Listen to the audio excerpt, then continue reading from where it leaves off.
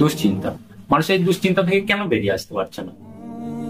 অথচ প্রত্যেকটা মুসলিম তো জানে যে আল্লাহ তাবারাক তাআলা পরীক্ষা করবেন মানুষকে। আল্লাহ তাআলা বিভিন্ন রকম ভাবে মানুষকে পরীক্ষা করবে, এটা আমরা প্রত্যেকটা মানুষই জানি। কিন্তু তারপরেও আমাদের জীবনে যখন এরকম একটা ঘটনা ঘটে যাচ্ছে, যখন আমাদের সাথে এরকম কিছু একটা ঘটে যাচ্ছে, তারপরে আমরা দুশ্চিন্তায় পড়ে যাচ্ছি, কিন্তু বেরিয়ে আসতে পারছি না কেন? এটা কি কারণে? এটা কি ইসলামের গাইডলাইন গুলো না জানার কারণে, ইসলামের জ্ঞান না থাকার কারণে, না অন্য কোনো সমস্যার কারণে? যদি আপনি বলেন। খুব ইম্পর্টেন্ট। আমরা যদি জাস্ট কোরআনের জায়গা থেকে দেখি যে কীভাবে দুশ্চিন্তা দূর করে বা কীভাবে অতিরিক্ত পরিমাণে নার্ভাসনেস কীভাবে কন্ট্রোল করা যায়। প্রথমত যেটা, সেটা হচ্ছে গিয়ে যে অ্যাকনলেজ করা যে আমরা অনেক সময় আমরা দুশ্চিন্তাগ্রস্ত হই, কেউ বেশি কেউ কম, এবং আল্লাহ আমাদেরকে বিভিন্ন রকম দুশ্চিন্তা দিয়ে পরীক্ষা করেন। আল্লাহ নিজে কোরআনে বলতেছেন, ওয়ালা নাবলু আন্নাকুম বিশাইইম মিনাল খাউফি ওয়াল জু। আয়াতের এই অংশে আল্লাহ বলতেছেন যে অবশ্যই আমি মানুষকে পরীক্ষা করব, এবং সেই পরীক্ষা যে জিনিসগুলো দিয়ে করবো তার মধ্যে একটা হচ্ছে খৌফ। এক্ষেত্রে এখানে খৌফ বলতে বোঝানো হচ্ছে ইন্টেন্স ভয়, ইন্টেন্স ফিয়ার, রাইট? যেই ওয়ার্ডটার মধ্যে ডেফিনেটলি দুশ্চিন্তা ইনক্লুডেড। দুশ্চিন্তা, অতিরিক্ত নার্ভাসনেস, সামনে কি হবে, সামনে হয়তো খারাপ কিছু হবে, আমার হয়তো ক্ষতি হবে, আমি হয়তো খুব অসুস্থ হয়ে যাব, আমার হয়তো এমন একটা অসুখ হয়েছে যেটা কেউ বুঝতেছে না। কিন্তু আল্লাহ নিজেই নিশ্চিত করছেন যে যে ধৈর্য ধরবে সেই সুসংবাদপ্রাপ্ত, মিনিং সেই আসলে এই দুশ্চিন্তা থেকে বের হইতে পারবে। তবে আল্লাহ পরীক্ষা করবেন। অ্যাট দ্য সেম টাইম আল্লাহ যেমন আমাদেরকে পৃথিবীতে পরীক্ষা করবেন, আল্লাহ আবার নিশ্চিত করছেন আমাদেরকে। কোরআনে আল্লাহ বলছেন সূরা বাকারার একেবারে শেষ আয়াতের প্রথম অংশে যে লা ইউকাল্লিফুল্লাহু নাফসান ইল্লা উসআহা। আমি কোনো নফসকে আমি এমন কোনো বোঝা দিয়ে পরীক্ষা করব না যে বোঝাটা অতিরিক্ত ভারী, যেটা সে বহন করতে পারবে না। মিনিং আপনার পক্ষে অসম্ভব এমন কোনো পরীক্ষা আপনাকে আল্লাহ দিবেন না, এটা উনিই প্রমিস করছেন। অর্থাৎ আপনি যদি কোরআনে বিশ্বাস না করেন, আল্লাহকে বিশ্বাস না করেন, তখন আপনার যদি চাকরি চলে যায়, অথবা আপনার যদি ব্যাংক্রাফট হয়ে যান, অথবা আপনার যদি অসুখ হয়, আপনার আসলেই পায়ের নিচে মাটি নাই। কারণ আপনার কাছে মনে হয় আমার তো সব শেষ। কিন্তু যদি আপনি আল্লাহকে বিশ্বাস করেন, যদি আপনি কোরআনে বিশ্বাস করেন, দেন আপনি নিশ্চিত জানেন যে এটা আল্লাহর পক্ষ থেকে পরীক্ষা, এবং আমি ভেঙে পড়ার আগে আল্লাহ আমাকে গড়ে তুলবে, আমি শেষ হয়ে যাওয়ার আগে আল্লাহ আমাকে টেনে তুলবে, হয় পৃথিবীতে তুলবে, না হলে কিয়ামতের দিন তুলবে। যদি আমার মৃত্যু হয়, আমি যদি ধৈর্য ধরি, আমার যদি তাকওয়া থাকে, দেন আল্লাহ আমাকে ইনশাআল্লাহ জান্নাত দিবেন। আর আমি যদি ধৈর্য ধরি, দেন যদি আমার মৃত্যু না হয়, দেন ইনশাআল্লাহ আল্লাহ আমার জন্য ভালো কিছু রাখছেন। সবসময় আপনি একটা ভালো কিছুর জন্য অ্যান্টিসিপেট করতে পারতেছেন। কেন? কারণ আল্লাহ আপনাকে প্রমিস করছে যে উনি এমন কোনো কিছু দিয়ে আপনাকে পরীক্ষা করবে না যেটা আপনার, এমন কোনো বাধা আপনাকে দিবে না যেটা অতিক্রম করা আপনার জন্য অসম্ভব। আপনি যদি ইভেন মৃত্যুর কথাও চিন্তা করেন ঠান্ডা মাথায়, দেন অথেন্টিক হাদিসে আসছে রাসূলুল্লাহ সাল্লাল্লাহু আলাইহি ওয়াসাল্লাম আমাদেরকে জানিয়েছেন যে মুমিন ব্যক্তির জন্য মৃত্যু একটা দামি মূল্যবান পুরস্কার। অর্থাৎ কারণ মৃত্যু তো হচ্ছে কি সেই বাধা যেটা অতিক্রম করার পরে আপনি জান্নাতে যেতে পারতেছেন, আপনি আল্লাহর রহমত পুরোপুরিভাবে পাচ্ছেন, কিয়ামতের দিনে আপনি ছায়া পাচ্ছেন, এবং আপনার জীবনের সমস্ত রিস্ক চলে যাচ্ছে। পৃথিবীতে 100% রিস্ক ফ্রি কেউ না। পৃথিবীতে 100% আপনার দুশ্চিন্তামুক্ত কেউ থাকতে পারে না। কারণ পৃথিবীতে আপনি অসুস্থ হইতে পারেন, আপনাকে নিয়ে কেউ খারাপ কথা বলতেছে, আপনি বিপদের আশঙ্কা করতে পারেন। পৃথিবীতে রিস্ক আছে। তো পৃথিবীতে দুশ্চিন্তা করার মতো অনেক কিছু আছে, পৃথিবীতে ইনসিকিউরিটি আছে, কিন্তু জান্নাতে কোনো ইনসিকিউরিটি নাই। এবং জান্নাতের বর্ণনাতে দিতে গিয়ে কী বলা হয়েছে? জান্নাতের বর্ণনাতে গিয়ে কোরআনে বলা হয়েছে জান্নাত এমন একটা জায়গা যেখানে মানুষের কোনো ভয় থাকবে না, কোনো রকম তারা কোনো কিছু নিয়ে দুশ্চিন্তা করবে না, তাদের কোনো ইনসিকিউরিটি থাকবে না। জান্নাতের একটা ইম্পর্টেন্ট জিনিস হচ্ছে যে জান্নাতে কোনো অ্যাংজাইটি নাই, রাইট? জান্নাতে কোনো প্যানিক নাই।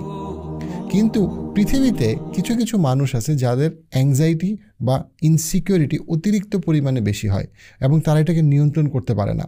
অনেক ক্ষেত্রে তারা হয়তো বা সাইকিয়াট্রিক মেডিসিন নিয়েছে, অনেক ক্ষেত্রে তারা হয়তো কগনিটিভ বিহেভিয়ার থেরাপি, কাউন্সেলিং করেছে, বাট তারপরেও তার ইনসিকিউরিটি কমতেছে না। এবং সেই জায়গাটাতে স্পিরিচুয়ালিটি তাদেরকে অনেক হেল্প করতে পারে। একদিকে যেমন ডেফিনেটলি আপনার প্রচণ্ড অ্যাংজাইটির পেশেন্টদেরকে আমরা দেখি যে তাদেরকে সাইকিয়াট্রিক মেডিসিন কিছু ক্ষেত্রে অনেক হেল্প করে, অনেক ক্ষেত্রে কগনিটিভ বিহেভিয়ার থেরাপি অনেক হেল্প করে, অনেক ক্ষেত্রে মেডিটেশন অনেক হেল্প করে। অ্যাট দ্য সেম টাইম অনেকের ক্ষেত্রে স্পিরিচুয়ালিটি বা কোরআনের সাথে ভালো সম্পর্ক করা অনেক হেল্প করে। দেখেন, আমরা হাদিস থেকে জানি যে খুবই সুন্দর একটা, খুবই চমৎকার একটা ইবাদত হচ্ছে গিয়ে সুউদ্দন বিল্লাহ। সেটা মানে কি? আল্লাহ সম্পর্কে ভালো ধারণা করা, আল্লাহ সম্পর্কে ভালো চিন্তা করা। আপনি জাস্ট দ্য ফ্যাক্ট দ্যাট আপনি ভালো কিছু, পজিটিভ কিছু অ্যান্টিসিপেট করতেছেন, এইটা ইটসেলফ একটা ইবাদত। যে আপনি আশা করতেছেন যে আল্লাহ আপনার জীবনে সামনে ভালো কিছু রাখবে, আপনি আল্লাহর প্রশংসা করতেছেন, আপনি শুকরিয়া আদায় করতেছেন, আপনি একটা ভালো দিনের জন্য অপেক্ষা করতেছেন, ভালো দিনের, ভালো বছরের জন্য আপনি পরিশ্রম করতেছেন। এটা ইটসেলফ একটা ইবাদত, যে অ্যাক্টিভলি আল্লাহ সম্পর্কে ভালো ধারণা করা। হাদিসে কুদসিতে এসছে যে আল্লাহ আজ্জা ওয়াজাল বলছেন, লম্বা হাদিসে কুদসির প্রথম দিকের অংশটা হচ্ছে যে আমি আমার বান্দার কাছে তেমন যেমন সে আমার কাছ থেকে আশা করে। মিনিং আপনি যা অ্যান্টিসিপেট করেন সেইটা আপনাকে ডিফাইন করে। খুব ইম্পর্ট্যান্ট একটা জিনিস। আপনি যদি আপনার অ্যান্টিসিপেশনকে চেঞ্জ করতে পারেন, আপনি আপনার বিহেভিয়ারকে চেঞ্জ করতে পারবেন। সাইকোলজিক্যাল এটা খুবই ট্রু। আপনি যদি অ্যান্টিসিপেট করেন যে খুব খারাপ কিছু হবে, আপনার সাথে আপনার স্বামীর ঝগড়া লাগবে বা স্ত্রীর ঝগড়া লাগবে, আপনার অফিসের বস, নতুন অফিসের বস আপনাকে নিয়ে কুটনামি করবে, অথবা আপনি যদি আশা করেন যে বাংলাদেশ দেউলিয়া হয়ে যাবে, বাংলাদেশের সমস্ত ব্যাংক বন্ধ হয়ে যাবে, প্রত্যেকটা জায়গাতে আপনি যদি ইনসিকিউরিটিতে ভোগেন, দেন অটোমেটিক্যালি আপনার বিহেভিয়ার, আপনার কথা, আপনার নেতিবাচকতা তৈরি হবে। যেই নেতিবাচকতা, আপনার ইনসিকিউরিটি অথবা প্রচণ্ড রকম দুশ্চিন্তা করা আপনার রোগ প্রতিরোধ ক্ষমতাকে কমায় দিবে। কিন্তু এবং এটা শারীরিক অন্য প্রতিক্রিয়াও হতে পারে। যারা আমরা দেখি যে যাদের অ্যাংজাইটি অনেক বেশি, তাদের কিন্তু অনেক ক্ষেত্রে ফিজিক্যাল সিমটমও হয়। সো এবং ডেফিনেটলি আপনার অ্যাংজাইটি থেকে প্যানিক, সেটা তো মানে বলার অপেক্ষা রাখে না। সেটা অনেক ক্লায়েন্টরাই কিন্তু সাইকিয়াট্রিস্টদের কাছে আসে প্যানিক নিয়ে, যে প্যানিকের সূচনাটা অনেক ক্ষেত্রে হচ্ছে গিয়ে অ্যাংজাইটি। অনেক দিন ধরে অ্যাংজাইটি, দেন একটা সময় তার প্যানিক অ্যাটাক হয়। সেক্ষেত্রে ডেফিনেটলি সাইকিয়াট্রিস্টরা তাদের প্রয়োজন অনুযায়ী যে সাপোর্টটা দেওয়ার কথা সেই সাপোর্টটা দেন। বাট আমি যদি ওভারঅল আমার লাইফ থেকে অতিরিক্ত দুশ্চিন্তা, ওভার থিঙ্কিং যদি আমি কমাতে চাই, দেন আমাকে বুঝতে হবে যে আমি কেন বারবার আমি এত বাজে অ্যান্টিসিপেশন করতেছি, আমি কি ভিজুয়ালাইজ করতেছি। আপনি ঠান্ডা মাথায় চিন্তা করেন যে আপনি সামনের 1 বছর 10 বছর কি অ্যান্টিসিপেট করতেছি। আমি যদি অসাধারণ কিছুর অ্যান্টিসিপেট করি, দেন আমার শরীর, আমার মন আমাকে ওইভাবে প্রিপেয়ার করবে। খুবই সুন্দর একটা অ্যাকশন পয়েন্ট হচ্ছে যখনই আপনি, লেটস সে আপনি অফিসের পরে বাসায় প্রবেশ করতেছেন বা আপনি অপেক্ষা করতেছেন আপনার হাজব্যান্ড আসবে অফিস থেকে, আপনি অ্যান্টিসিপেট করেন যে আপনাদের সময়টা খুব ভালো যাবে। আপনি যখন আপনার সন্তানকে প্যারেন্টিং করতেছেন, তখন আপনি চিন্তা করেন অ্যাক্টিভলি যে এই সন্তানটা অনেক ভালো করবে জীবনে, আমার থেকে অনেক ভালো করবে, এবং তার জীবনে ভালো করার পিছনে সবচেয়ে বড় অনুপ্রেরণা হব আমি, বাবা মা। এটাকে মাথায় রেখে যখন আপনি প্যারেন্টিং করবেন, তখন আপনার প্যারেন্টিং অনেক ভালো হবে। কিন্তু আপনি যদি ভিজুয়ালাইজ করেন যে আমার সন্তান বড় হয়ে আমাকে ভুলে যাবে, আমার সন্তান ভালো হবে না খারাপ হবে, কিছু যাই না, যা ইচ্ছা তা হবে, তখন অটোমেটিক্যালি এটা আপনার প্যারেন্টিংকে এফেক্ট করবে।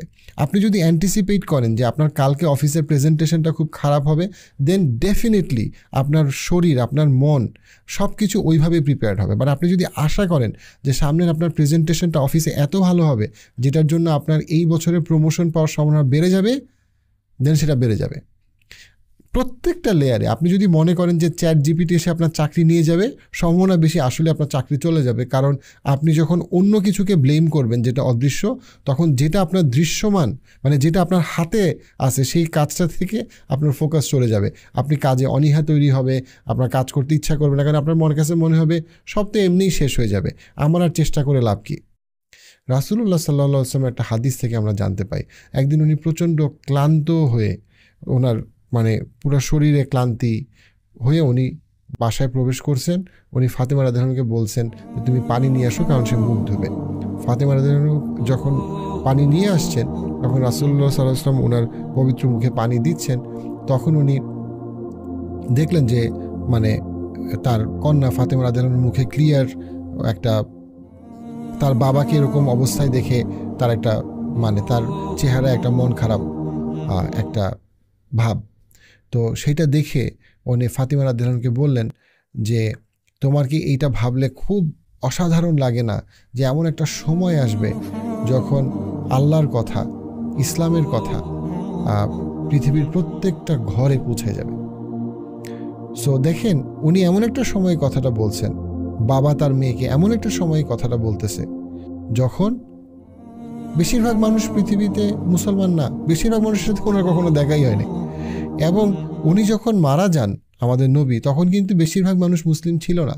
কিন্তু এই যে উনি নবী হিসেবে আমাদের জন্য দৃষ্টান্ত স্থাপন করতেছে যে অপটিমিস্টিক হওয়া, মিনিংফুলি অপটিমিস্টিক হওয়া, যে অসম্ভব ভালো কিছু আসবে। তুমি যদি আল্লাহর পথে থাকো, আল্লাহ তোমার জন্য হেদায়েত, রহমত আরও বাড়ায় দিবে এবং আরও পথকে আরও সহজ করে দিবে, মসৃণ করে দিবে। এই যে জিনিসটা উনি ওনার মেয়েকে বুঝাইতেছে এমন একটা সময় যখন আশেপাশে আসলে সব কিছু অন্ধকার, বেশিরভাগ মানুষ মুসলমানদেরকে হত্যা করতে আসতেছে, অল্প কিছু মানুষ মাত্র মুসলমান, এবং ইসলামের আলো খুব বেশি পৌঁছায় নাই, এবং যাদেরকে ইসলামের কথা বলা হয়েছে তাদের অনেকেই ইসলামকে প্রত্যাখ্যান করছে। সেই সময় এটা বলা হচ্ছে আমাদের ধর্মের প্রত্যেকটা লেয়ারে লেয়ারে মিনিংফুল অপটিমিজমের কথা বলা হচ্ছে। What you are anticipating is waiting for you. What you are anticipating is waiting for you. আপনি যা আশা করতেছেন সেটা আপনার জন্য অপেক্ষা করতেছে।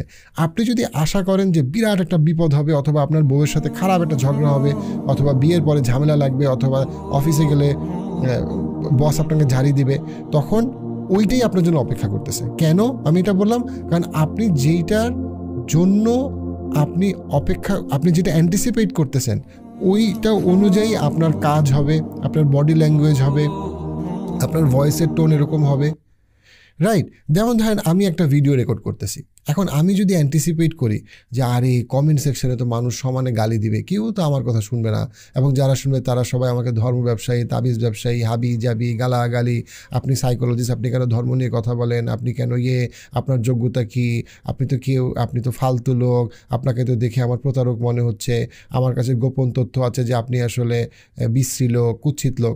আমি যদি এটা অ্যান্টিসিপেট করি, খেয়াল করেন আমার কিন্তু ভিডিও ডেলিভারি অটোমেটিক্যালি খারাপ হবে। আমার কাছে মনে হবে থাক ভিডিও না করি, থাক আজকে ভিডিওটা না করি, বা ভিডিও করলেও কি বলবো না বলবো।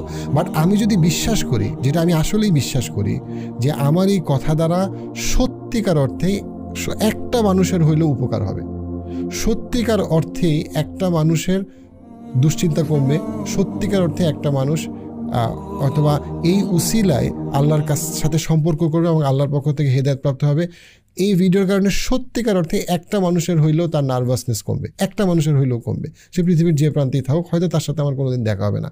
আমি যদি সত্যিকার অর্থে সেটা বিশ্বাস করি, যেটা আমি আসলেই বিশ্বাস করি, তখন কি হবে? সেই কনফিডেন্স, সেই আত্মবিশ্বাস আমার ভয়েসে আসবে, আমার চিন্তায় আসবে, এবং যদি আল্লাহ রহম করে আসলেই কোনো একটা মানুষের হইলেও এটাতে অনেক উপকার হবে। সো আমরা যেন, আমাদের পায়ের নিচে মাটি আছে, কিন্তু আমরা যেন মনে না করি যে আমাদের পায়ের নিচে মাটি নেই।